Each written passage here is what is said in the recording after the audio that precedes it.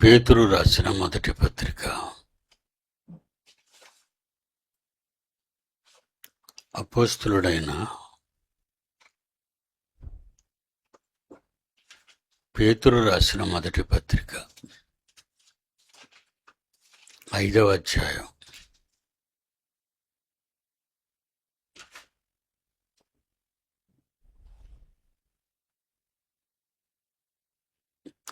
పేతురు గారు రాస్తూ, తోటి పెద్దను, క్రీస్తు శ్రమలను గూర్చిన సాక్షిని, బయలుపరచబడబో మహిమలో యేసు వచ్చినప్పుడు పాలివాడనైన నేను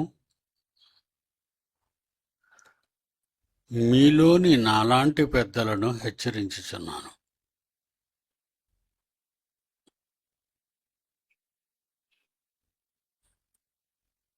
మీ సంఘములో ఉన్న నాలాంటి పెద్దలను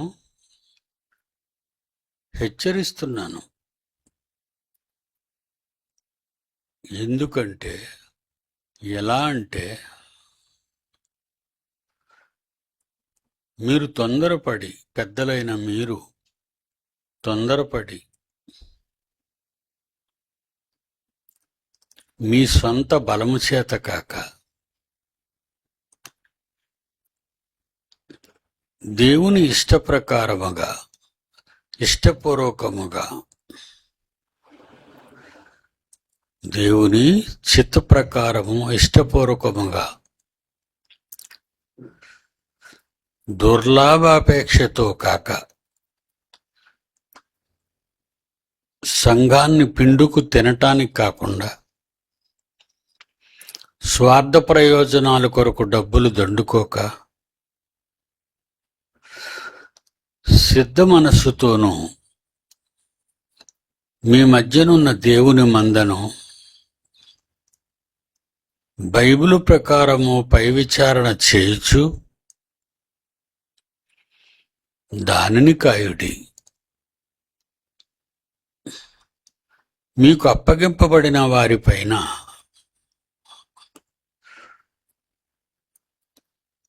రాజులై ప్రభువులైనట్టుండక మీ క్రింద ఉన్న సంఘమును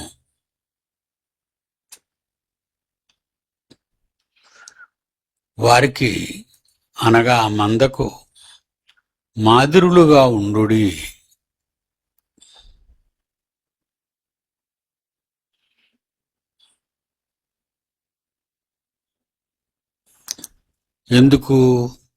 ఎందుకు మీకు ఆ బాధ్యత అప్పగించానంటే, 4వ వచనం, ప్రధాన కాపరి క్రీస్తు వారు ప్రత్యక్షమైనప్పుడు, మన దగ్గరకు వచ్చినప్పుడు, 2వ రాకడలో మీరు వాడబారని మహిమ కిరీటము పొందుదురు. పెద్దలను హెచ్చరించాడు.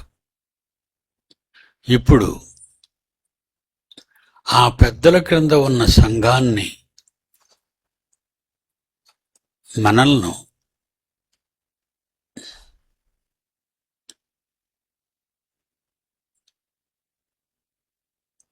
ప్రధాన కాపరి ప్రత్యక్షమైనప్పుడు మీరు వాడబారని మహిమ కిరీటము పొందుదురు.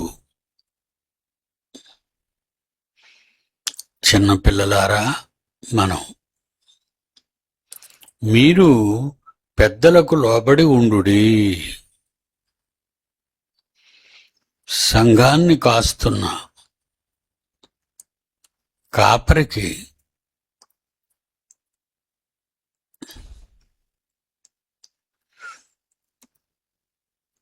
మీరు పెద్దలకు లోబడి ఉండుడి.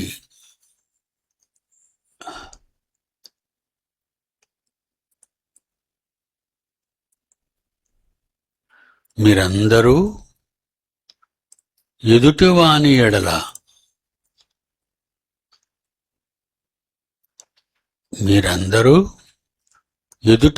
ఎడల మీకు చెప్పిన వారి ఎడల మీకంటే ఉత్తములుగా ఉన్న వారి ఎడల వాక్యం ఎరిగిన వారుగా కనబడని ఎడల అలాంటి వారికి దీన మనస్సు అను వస్త్రము ధరించుకొని మిమ్మును అలంకరించుకొనుడి. ఎందుకంటే దేవుడు అహంకారులను ఎదిరించి దీనులైన వారికి కృప అనుగ్రహించును.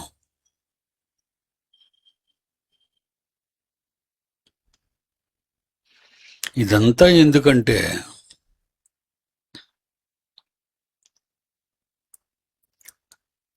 ఆయన బలిష్టమైన చేతి క్రింద 6వ వచనం,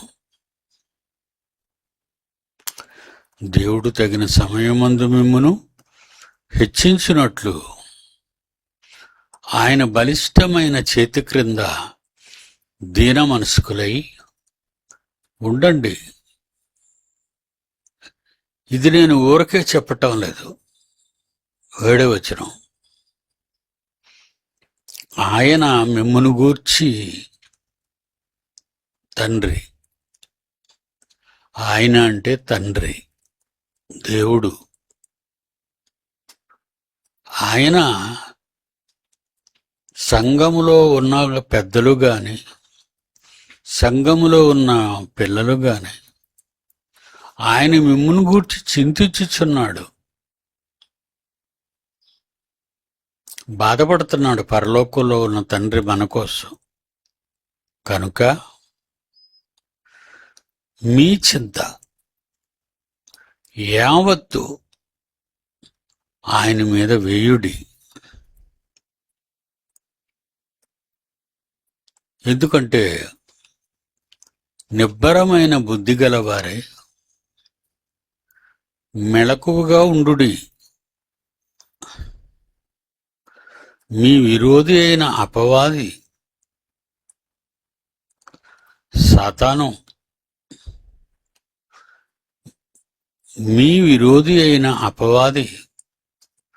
గర్జించు సింహము వలె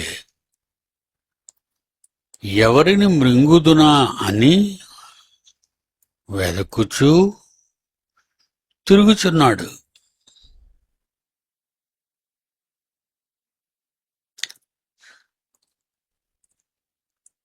పరలోకములో ఉన్న దేవుడు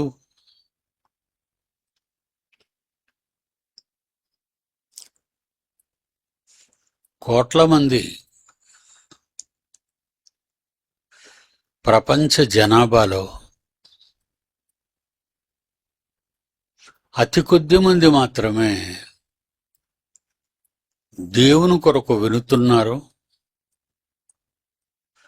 చేస్తున్నారు, భయభక్తులు కలిగి బ్రతుకుతున్నారు. కోటాను కోట్లు దేవదూతలు లోకాలలో పరిపాలన, ఆ పరిపాలనతో దేవుడు తన కోట్ల మంది దేవదూతలతో విశ్వాన్ని, లోకాలను పరిశోధిస్తూ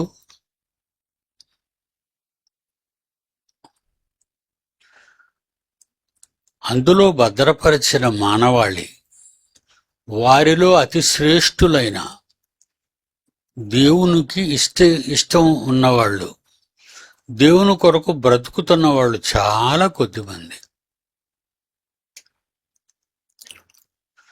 ప్రపంచంలో ఉన్నవాళ్ళంతా క్రైస్తవులు కారు. క్రైస్తవులు అనబడిన వారంతా దేవునిని ప్రేమించేవారు కాదు.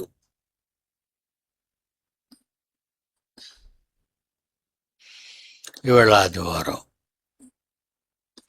మనందరికీ సెలవు. పిల్లలందరికీ బడులు సెలవు. కనుక మనకెలాగూ సెలవు గనుక ఈ ఒక్కరోజైనా సంఘానికి వెళదాం అని సిద్ధపడిన వారే అన్ని సంఘాలలో కనిపిస్తూ ఉంటారు. వాళ్లలో ఎంతమంది దేవునికి ఇష్టలు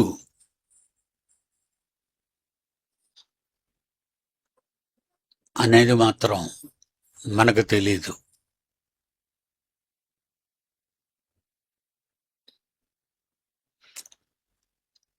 ఎవరు దేవునికి ఇష్టలు అని మనం అనుకుంటే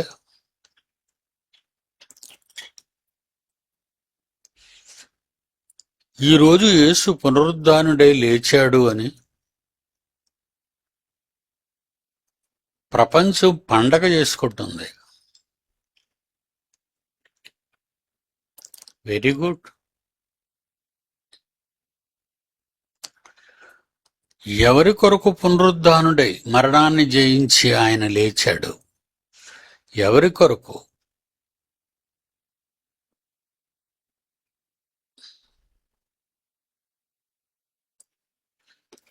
చావుకై సాగరంగా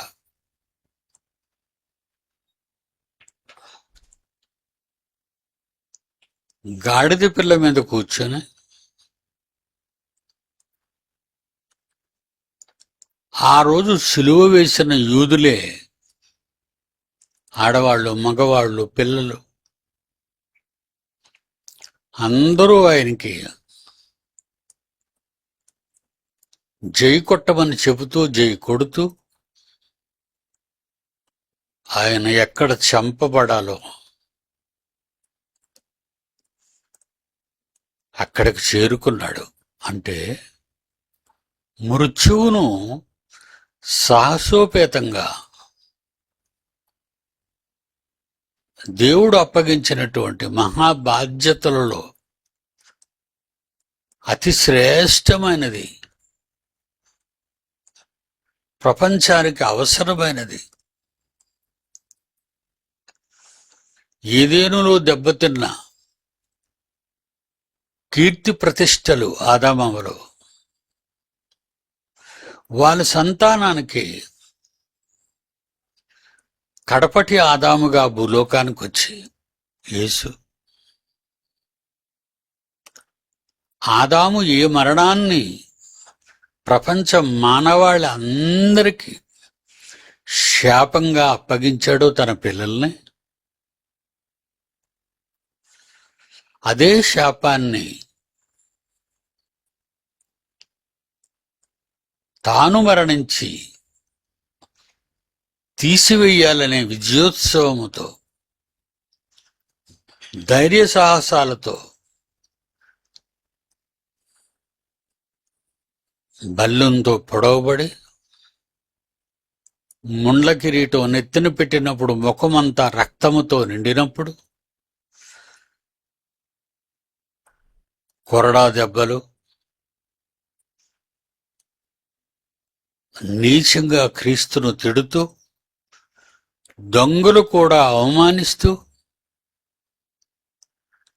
ఈ కొట్టిన వాళ్ళంతా కూడా ఆ రోజు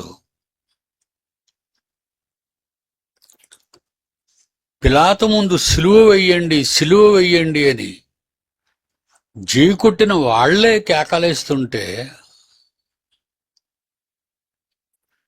ఆ ప్రజల ముందు పిలాతు ప్రక్కన నిలబడిన క్రీస్తు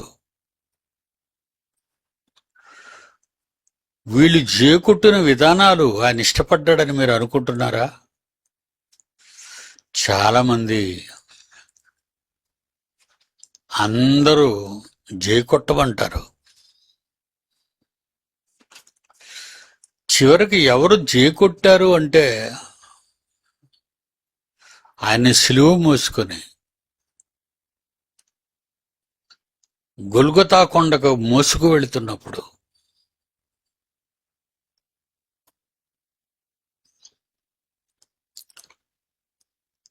ఏడుస్తూ ఉన్న వీళ్ళే సిలువ వెయ్యండి అని పిలాతు ముందు సాక్ష్యం చెప్పారు. ఇది భక్తా? చెప్పండి, ఇది భక్తి అండి? కాదండి. జనాలు చూస్తుండగా జై కొట్టావని చెప్పుకునేవాళ్ళు, జనాలు చూస్తుండగా దేవుని ఆలయానికి వచ్చి ఆరాధించేవాళ్ళు, జనాలు చూస్తుండగా ఈ రోజైనా దేవుని దగ్గరికి వచ్చానని ఆనందంలో మునిగిపోయిన వాళ్ళు, ఏ పని లేకపోవటం వలన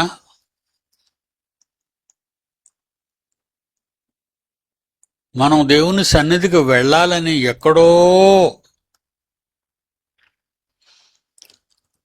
తమ మనసులో చిన్నది చివుక్కుమన్నప్పుడు, మేము క్రైస్తవులం కదా మరి, లేకపోతే ఇరుగు పొరుగు వారు అడుగుతారు కదా, మీరు క్రైస్తవులు కదండి, ఈవేళ చర్చికి వెళ్ళాలేమో అని. ఆ మాటలను తట్టుకోలేక దేవుని సన్నిధికి అని కదిలి వచ్చారు మీరంతా.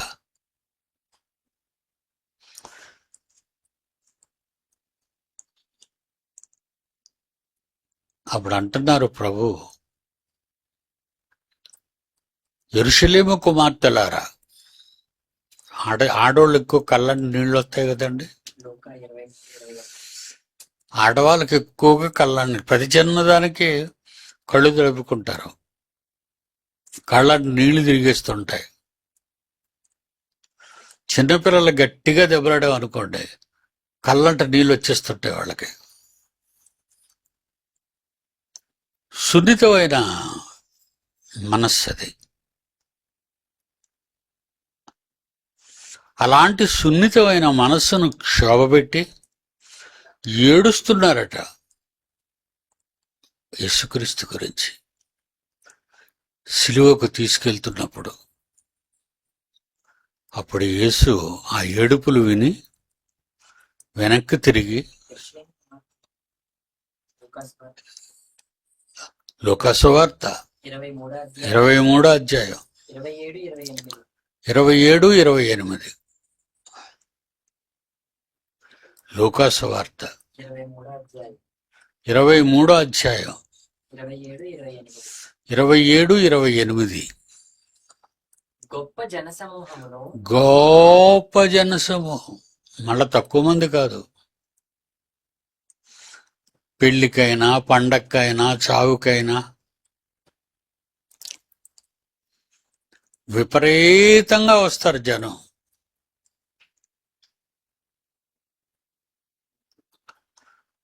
అలా వచ్చిన వారు యేసు మరణించలేదు గనుక భయంకరమైన బాధలో ఉంటూ ఒక మాట చెప్పాడు ఆయన. ఏంటది? యెరూషలేము కుమార్తెలారా, నా గురించరా ఎందుకు ఏడుస్తున్నారు? నేను చెప్పాను కదా లేచిపోతానని. మరణాన్ని జయించి మీకోసం, మిమ్మల్ని మరణము నుండి తప్పించటానికి, ఆదాము వలన ఏ మరణము ప్రారంభ మానవాళికి వచ్చిందో అదే మానవాళికి మృత్యు భయము నుండి కాపాడడానికి మీ అందరికీ బదులుగా నేను మరణించడానికి వెళ్ళేటప్పుడు మీరు సంతోషించాలే కానీ ఏడవనవసరం లేదు.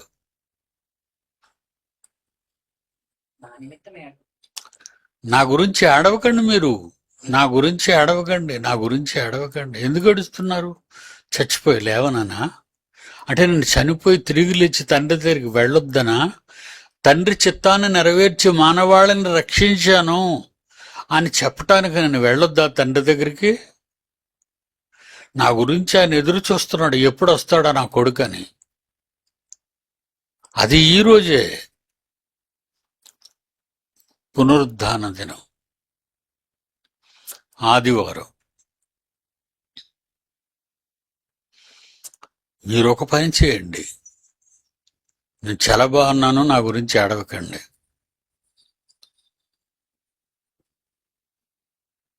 మీ నిమిత్తం మీ పిల్లలు ఎవరి గురించి ఏడవాలో చెప్తాను వినండి.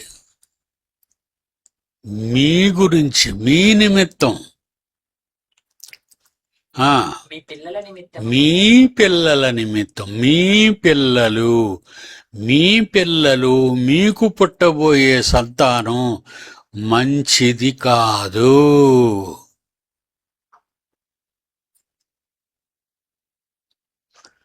మీకు పుట్టబోయే శరీరం మంచిది కాదు. పిల్లలు మంచివాళ్ళు కారు. డేటింగ్ అంటారు, మత్తుమందులు అంటారు,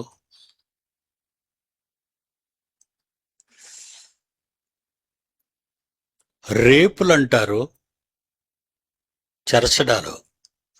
ఆడవాళ్ళు మగవాళ్ళని చెరుస్తున్నారు, మగవాళ్ళు ఆడవాళ్ళని చెరుస్తున్నారు. మీ గర్భం నుండి ఎలాంటి వాళ్ళు రాబోతున్నారో తెలుసా?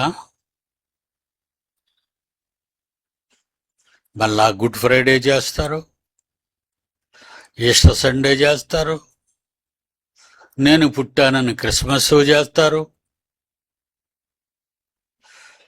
కానీ మీరు కనే పిల్లల మీద ఏ రకమైన శ్రద్ధ గాని, భక్తి గాని,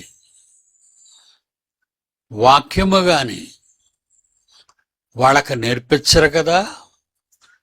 లక్షల రూపాయలు ఈ లోక పిచ్చి జ్ఞానానికి నేర్పిస్తున్న కళాశాలలకు కడుతూ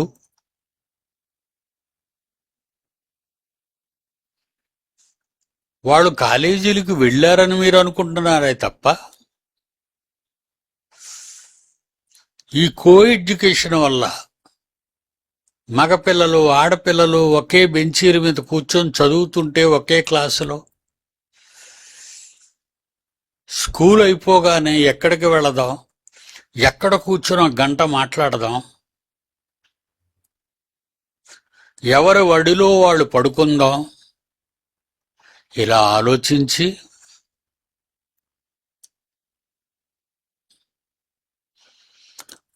పనులున్నాయని అబద్ధాలు చెప్పి తల్లిదండ్రులకు కన్నవారికి, ఎందుకంటే సరిగ్గా పెంచలేదు. కన్న తల్లిదండ్రులు పిల్లల ఎడల బాధ్యత లేదు. అలాగైపోతారు మీ పిల్లలు. మీ పెంపకం మంచిది కాక.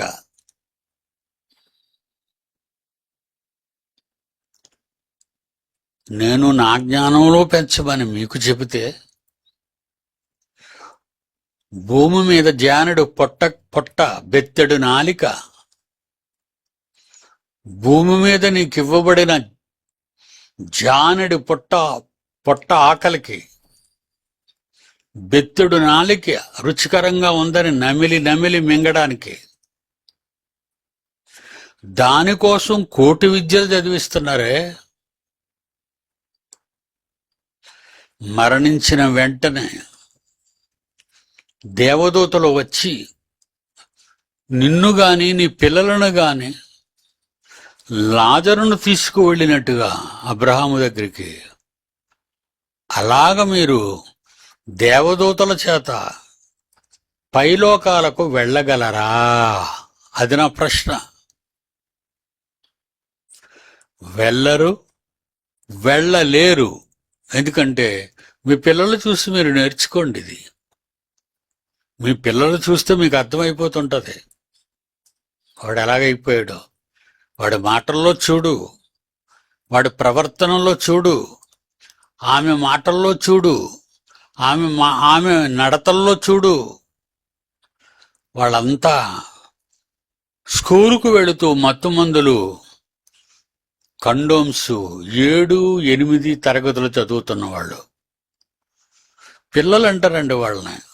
7, 8 తరగతులు. వాళ్ళు బడికెళ్తున్నప్పుడు వాళ్ళ స్కూలు బ్యాగుల్లో ఇవన్నీ ఉన్నాయని తెలియచేసింది ప్రభుత్వం.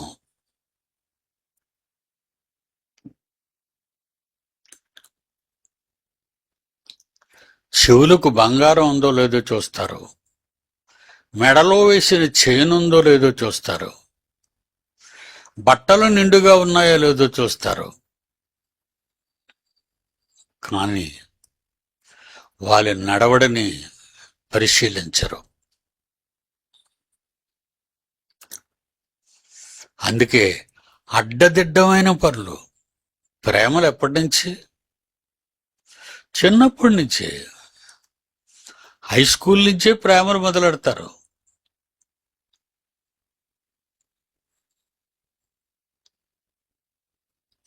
ఇస్లాం వాళ్ళైతే ప్రేమ్ జిహాద్. జిహాద్ అంటే దేవుని కోసం చావటం. జిహాద్ అంటే దేవుని కొరకు చావటం. అలా అని ఒక ముస్లిం కాని ఆడపిల్లను ప్రేమించి ఆమెను పెళ్లి చేసుకుని నీ భారీగా కాపురం చేస్తూ ఆమెను చంపేయాలి, లేదా ఎక్కువ మంది ఆడపిల్లలను కానీ వాళ్ళను కూడా ఇస్లాముగా మార్చేయాలి. అదే ప్రేమ జిహాద్. ఇలాంటివన్నీ సమాజంలో విషపం వృక్షాలు పెరిగినట్టు పెరిగిపోతుంటే, క్రైస్తవులారా మీరేం చేస్తున్నారు చెప్పండి మీ పిల్లల్ని? నేను ఎక్కువగా పిల్లల మీద పెట్టానండి. ఎందుకంటే తల్లిదండ్రులను మిమ్మల్ని మార్చలేము.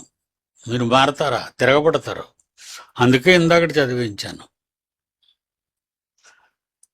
తోటి పెద్దను క్రీస్తు శ్రమలను గూర్చిన సాక్షిని బయలుపరచబడబో మహిమలో పాలివాడనైన నేను మీలోని పెద్దలను హెచ్చరించుచున్నాను. బలిమి చేత కాక దేవుని చిత్త ప్రకారము దేవుని ఇష్టపూర్వకముగాను దుర్లాభ అపేక్షతో కాక సిద్ధపడిన మనస్సుతో మీ మధ్యనున్న దేవుని మందను పై విచారణ చేయొచ్చు దానిని కాయుడి. అందుకే మిమ్మల్ని కాస్తున్నాను నేను. నాకేమైనా సరదా అండి మిమ్మల్ని కాయటం? నెలకింత జీతం అని ఏమైనా కడుతున్నారా? కాలేజీ కట్టినట్టు కానీ యూనివర్సిటీ కట్టినట్టు కానీ ఏమీ లేదు. కొంతమంది పిల్లల్ని పంపడమే మానేశారు. మా పిల్లలకు దేవుని బడి వద్దు, మా పిల్లలకు దేవుని జ్ఞానం నేర్పించకండి. మహాజ్ఞాని అయిన సొలొమోను ప్రసంగి గ్రంథాన్ని రాస్తూ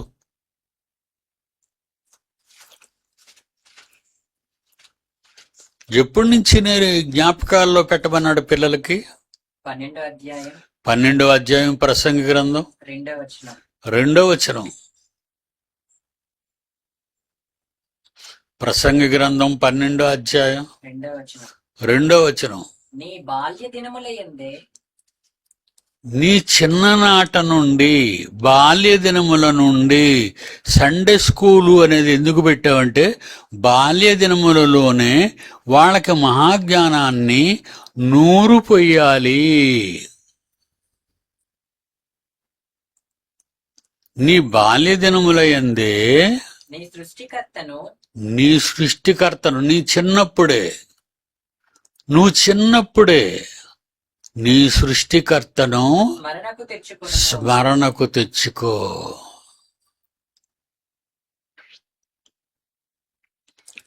ఎప్పుడు తెచ్చుకోమన్నాడు స్మరణకి? నీ బాల్య దినములయందే. ఇక తల్లిదండ్రులారా, మీరు మీ బాల్య దినములయందే సృష్టికర్తను జ్ఞాపకం లేని వాళ్ళు. మీరు నేర్చుకోలేదు. మీరు ఎలిమెంటరీ స్కూల్కి వెళ్ళడం నేర్చుకున్నారు, పక్కనున్న బడికి వెళ్ళడానికి నేర్చుకున్నారు, ట్యూషన్లో చెప్పించుకొని జ్ఞానాన్ని నేర్చుకుంటున్నారు డబ్బులు ఇచ్చి.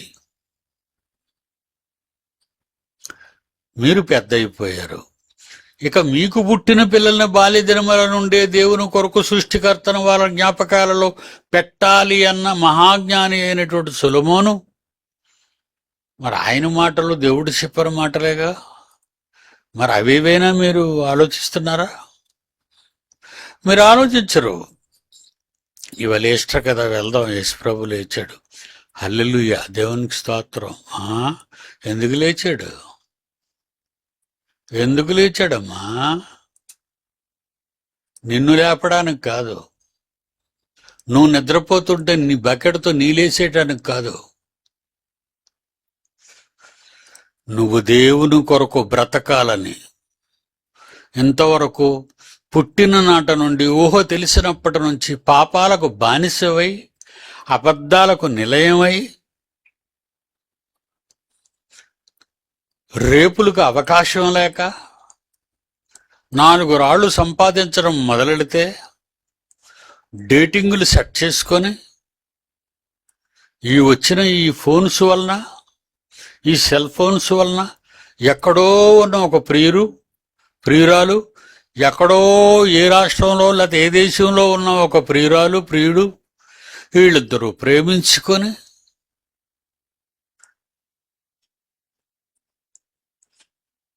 వీళ్ళిద్దరూ డేటింగ్లు ఏర్పాటు చేసుకుంటారు. మరి మన ఇద్దరం దూరంగా ఉన్నాం కదండి. సంవత్సరంలో ఏదో ఒక రోజు ఎక్కడో ఒక దగ్గర ఇల్లు తీసుకొని మన ఇద్దరం కాపురం చేద్దామండి. అదండి డేటింగ్ అంటే. అంటే పెళ్ళయ్యాక చేయవలసినటువంటి ఈ పాతివ్రత్యం అనేది పెళ్లికి ముందే చేస్తారు వీళ్ళు. మీరు అనుకుంటున్నారు మా పిల్ల స్కూలు వారు ఎక్కడికో తీసుకెళ్లారండి పిక్నిక్కి అని మీకు అబద్ధం చెప్పి, తల్లిదండ్రులకు అబద్ధం చెప్పి, డబ్బులు కూడబెట్టి, ఊర్లు ప్రయాణం చేసి, దాంపత్యాలు చేస్తూ ఇళ్ళకి చేరుకుంటారే, వాళ్ళ మీరు వాసన చూసి చెప్పగలరా ఏం చేశారో, ఏం చేసి వచ్చారో? అబ్బాయి నా కూతురండి, అలాంటిది కాదండి, నా కూతురు అలాంటిది కాదు. మరి ఎవరు నీ కొడుకును కన్నా తండ్రి ఏమంటాడు? అమ్మమ్మ నా కొడుకు అస్సలు అలవాటు లేవండి, ఆడ సీసాలు తాగేసి ఇంటికొచ్చి వాడి గదిలో పడుకుండిపోతే ఎందుకు తినవురా అని తల్లి అడక్క, ఆడికి మంది ఎక్కువైపోయింది.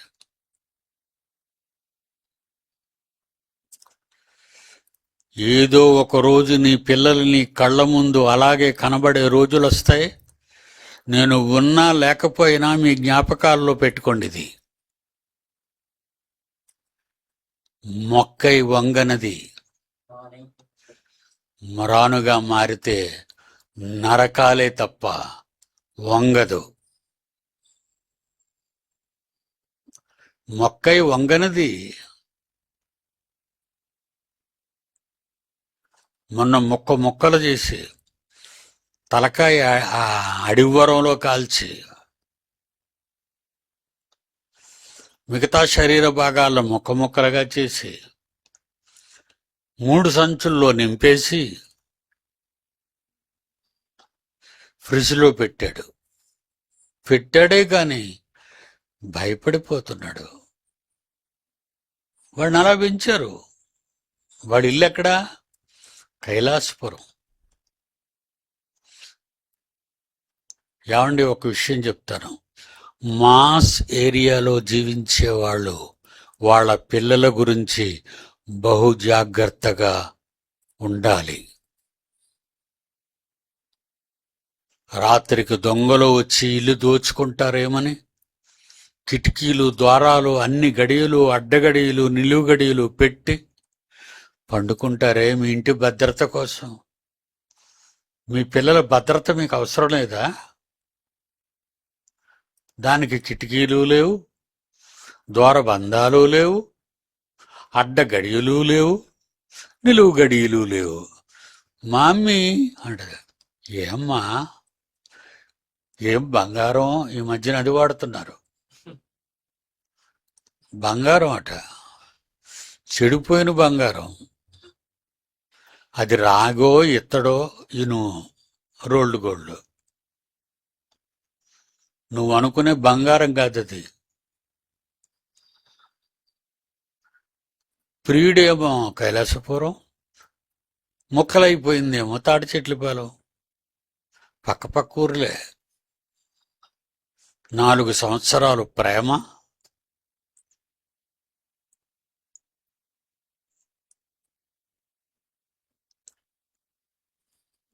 పడకలు, డబ్బులు ఇవ్వటాలు, హోటల్కి తీసుకెళ్తాలు, సినిమాలకు తీసుకెళ్తాలు, బట్టలు కొనిపించుకోవటాలు. ఆడది మగాళ్ళకి బట్టలు కొంటది, మగవాడు ఆడదానికి బట్టలు కొంటాడు. ఏ దేనికి కొంటున్నావు? ఏవైనా పుణ్యకార్యాలు ధర్మకార్యాలు చేశారా వాళ్ళు?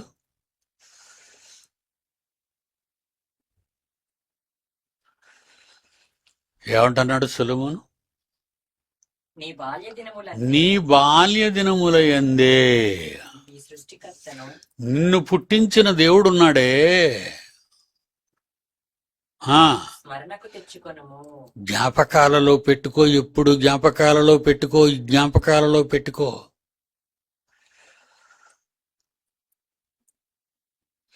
చిన్నప్పుడు భయపడలేదు కదండి, స్నేహితులతో తిరిగాను, ఇంత దారుణాలు లేవండి. అప్పుడు పిల్లలతో తిరిగాను,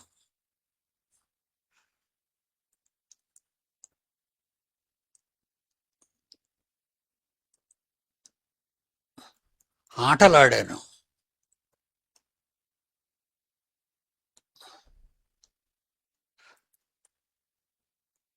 పాటలు పాడాను.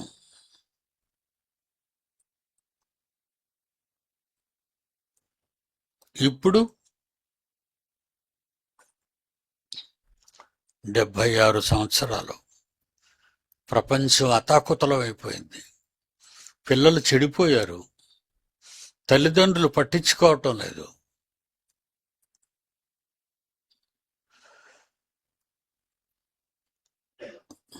జాగ్రత్త. యేసు లేచాడు కదా మీకోసమే, లేచి ఎక్కడున్నాడో వెతకండి. దేవుడు మీకు దొరికే కాలం వస్తుంది, దేవుడు మీకు దొరుకుతాడు తప్పనిసరిగా వెతికితే. గొర్రెను వెతకడానికి వెళ్ళాడు గనక ఆ రాత్రి అరణ్యంలో ఒక గొర్రె కదా తప్పిపోయింది, 99 గొర్రెలు వచ్చేసాయి కదా. మనలా బతికించకుండా, సోమరితనం చూపించకుండా, దొరికినంత వరకు వెతికాడండి ఆయన. అందుకే బైబిల్లో యెషయా గ్రంథం చివరిగా, యెషయా గ్రంథం 55వ అధ్యాయం 6వ వచనం, యెషయా గ్రంథం 55వ అధ్యాయం 6వ వచనం, కన్న తండ్రి అయిన దేవుడు మీకు దొరికే కాలమందు ఆయనను వెతకుడి, ఆయనను వెతకుడి. దొరికే కాలం ఉంటాయి. మామిడి పళ్ళు దొరికే కాలం ఎండాకాలం. మామిడి పళ్ళు అన్ని కాలాల్లో దొరకవు. అసలు సిసలైన ఒరిజినల్ మ్యాంగో ఫ్రూట్ కావాలంటే అది సమ్మర్లోనే కాస్తాయి, అతి రుచికరంగా.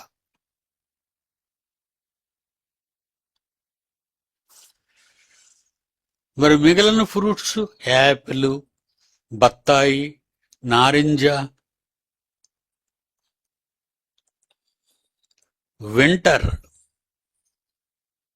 చలికాలం, అప్పుడు దొరుకుతాయి ఆ పళ్ళు. కొన్ని చేపలు సంవత్సరంలో ఎప్పుడు పడితే అప్పుడు దొరకవు. అవి వాటికి కాలం రావాలి. ప్రకృతిలోనే కాలాలు నిర్ణయిస్తే ఆ కాలాలు ప్రకారంగా ప్రకృతి నీ కొరకు ఫలిస్తే, ఏవన్నీ నీ కొరకు సృష్టించాడో నీ కన్న తండ్రి వాటిని స్మరణకు తెచ్చుకోక, తినడానికి నిన్ను, పండడానికి చెట్లను దేవుడు కలిగించి నీకిస్తే, నువ్వు పూర్తిగా అన్నీ తినేసి ఏ కాలంలో వచ్చిందైనా విడిచిపెట్టకుండా తిని తిని తిని దేవుణ్ణి మర్చిపోయావు. అవునా? ఇది మీకు న్యాయమా? అది నేను అడుగుతున్నాను. నా దగ్గర ఉన్న ఈ మందను నేను కాచుకుంటున్నాను, జాగ్రత్తగా కాస్తున్నాను. అందుకే దేవుడు మంద కాపరిగా నాకు బాధ్యతలు అప్పగించాడు కనుక, ఆ కాపరిగా నేను మిమ్మల్ని కాస్తూనే ఉంటాను.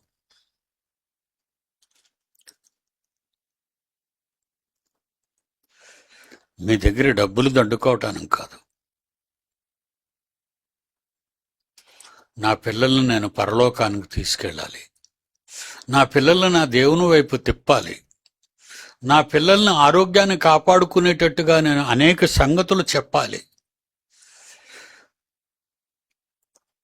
ఇవన్నీ ప్రతి వాక్యోపదేశకుడు, ఆడవాళ్ళు గాని మగవాళ్ళు గాని ఇవి మనస్సులో పెట్టుకొని మీ కింద మీ మాట వింటున్న మీ పిల్లలైన వారందరికీ ఇలాంటి బోధే చేయాలి.